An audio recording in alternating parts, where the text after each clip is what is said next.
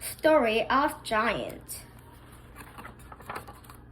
Chapter 1. All kinds of giants. There are lots of stories of a giant and lots of different giants. Some were quite small, but most were enormous. There were naughty ones, wild ones who like nothing better than a fight. Sad ones who never stop crying, and kind ones who help grannies. The first story is about a good giant called a troll. The second tells of three wicked giants and how they met a giggly end. Chapter 2. John and the Green Troll. Once there was a poor farmer. His wife was dead. He lived with his only son John by the mountains in Scotland. In the spring and summer, John and his father worked hard in the field. How will we ever move this tree? In the autumn, they closed the farm and went down to the sea to fish. But one year, John's father felt too old for the trip. "You have to go alone," he said to John. "Take good care." "Don't worry, I will." "Just remember one thing," he warned. "Don't stop at the big black rock. That's where the trolls live." As John drove up the rocky mountain path, the sky grew dark. Then a storm blew up. Lightning flashed and thunder growled. John wanted to stop. At last, he saw a big black rock. "Ah, I can shelter there," he thought. John had forgotten his father's warning.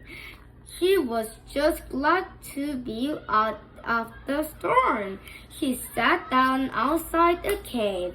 "Well, that journey has made me hungry. Time for supper," he said to himself, and unpacked his sack. He had bread, cheese, an apple, and very big fish. Frosty bread and smelly cheese. Delicious!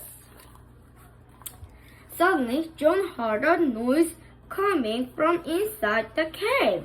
He was too scared. He started chewing. What was that?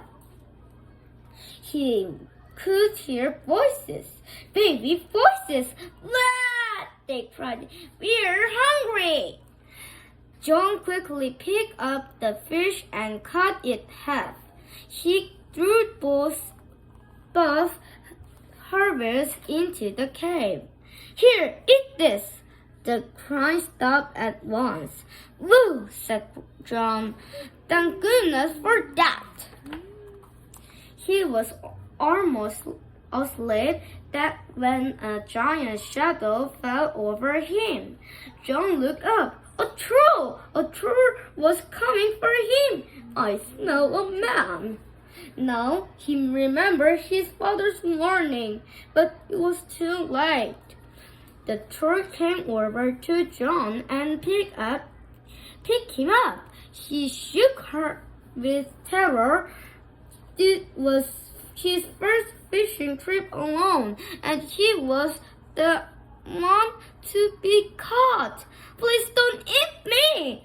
But the troll was gentle. "Don't be scared," she said. "I want to thank you for feeding my children." The troll took John into her cave and looked after him. She even gave him her children's bed. It was lumpy, but John slept well. "Who's sleeping in my bed?" The next morning, after breakfast, the troll waved John off. take these magic fishing hooks, she said. When you reach the sea, look for an old man called Charlie. You must go fishing with him. Only fish near the pointed log. Thank you, said John. I will. John did just as the troll had said. He found Charlie in an old hut by the beach. Will you come fishing with me? Asked John. Why me? Are you sure? Said Charlie. I'm the worst fisherman in the world. I never catch anything. Charlie showed John his boat. It was full of holes and falling to pieces. Don't worry, said John. I can soon fix that. He set to work with some tar and planks of wood. Soon the boat was as good as new. Let's row to that pointed rock, John said to Charlie. They put worm on the magic hooks and starting to fish it. Hey, John cried. A few seconds later, I've caught one.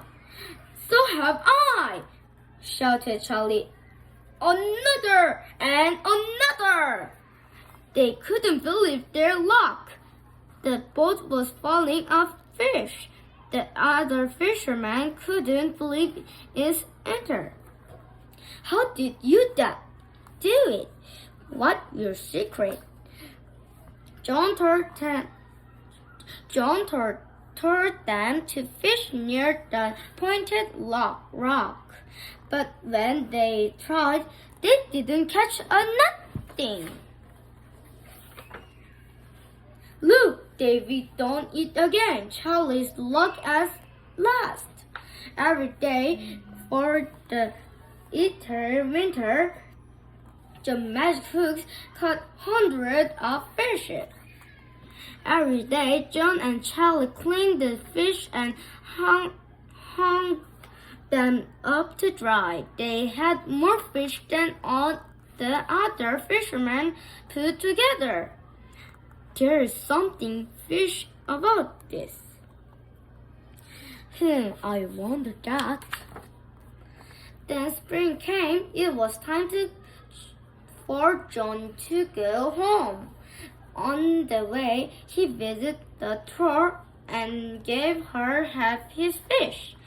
I could never have caught them without you. Thank you, she said. One day you have a dream about me. When you do, you must come back to my cave. Back at home, John helped his father on the farm. A year later, he had a dream about the troll, just as she had said.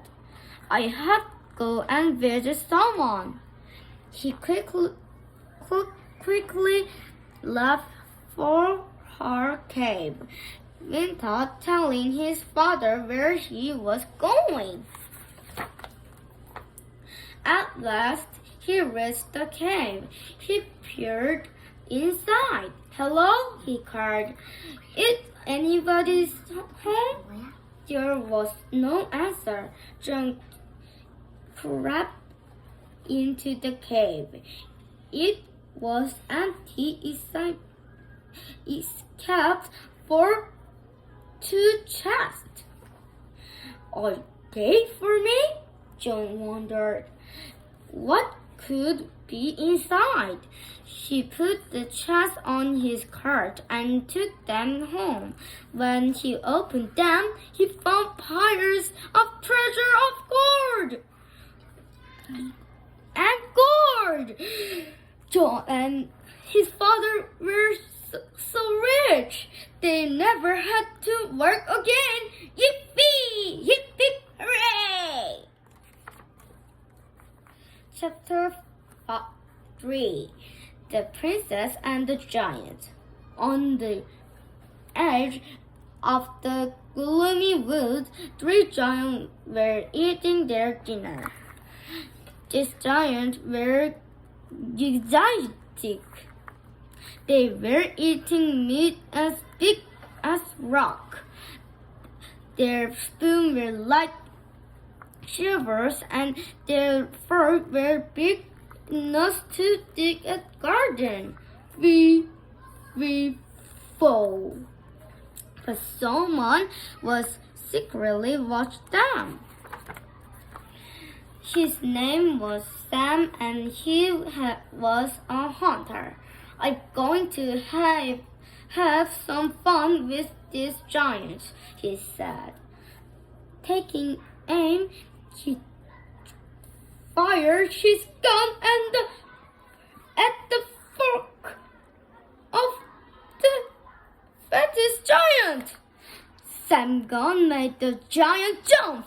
He poked the fork into his chin. Ow! He yelled. Who did that?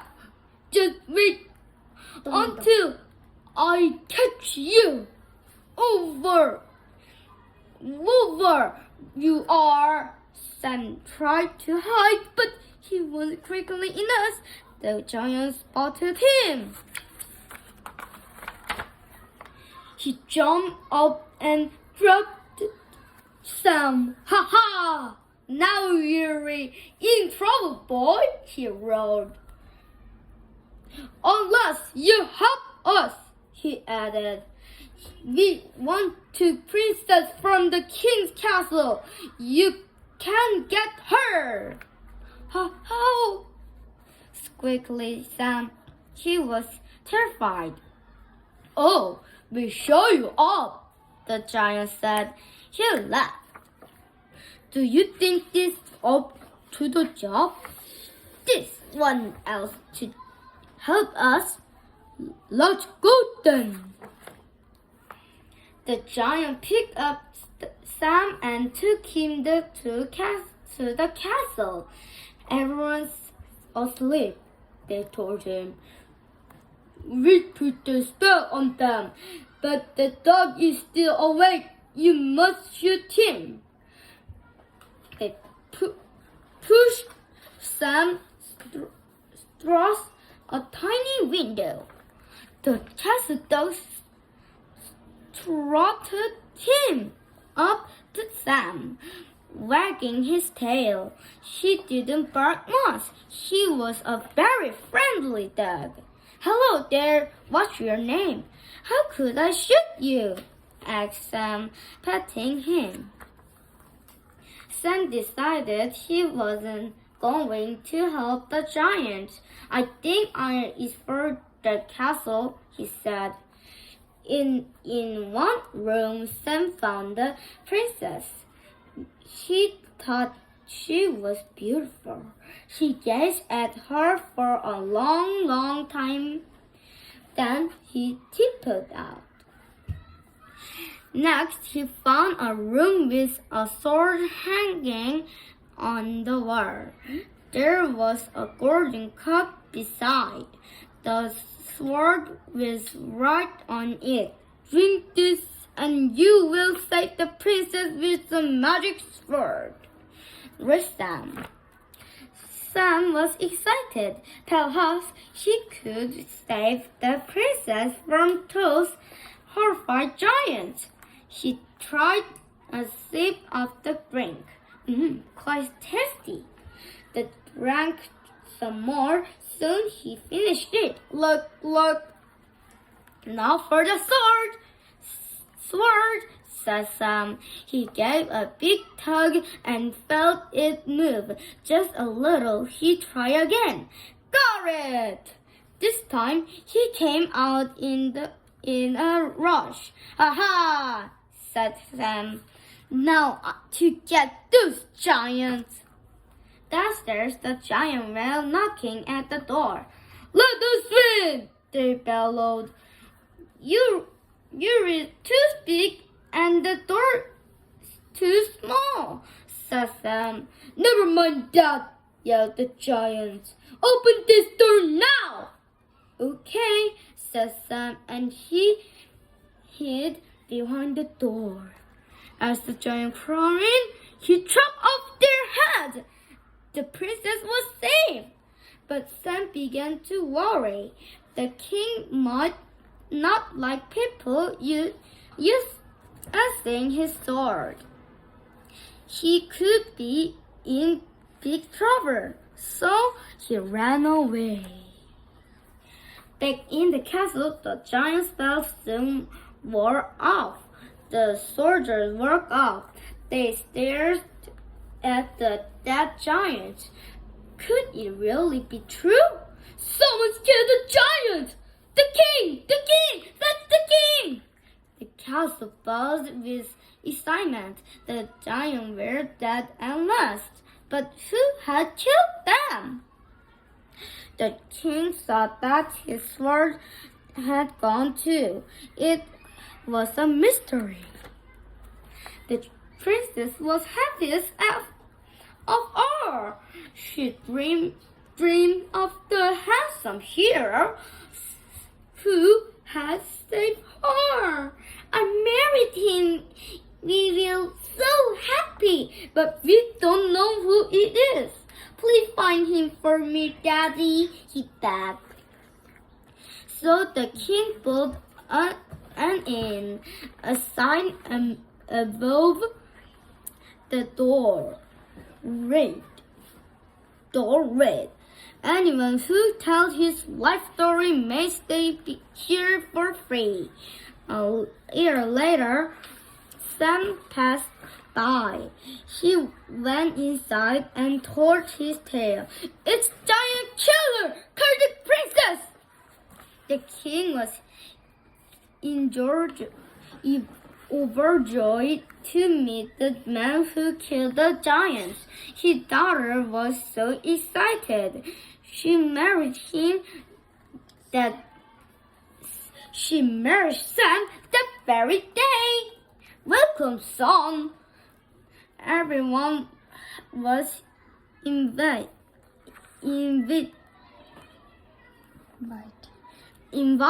so the wedding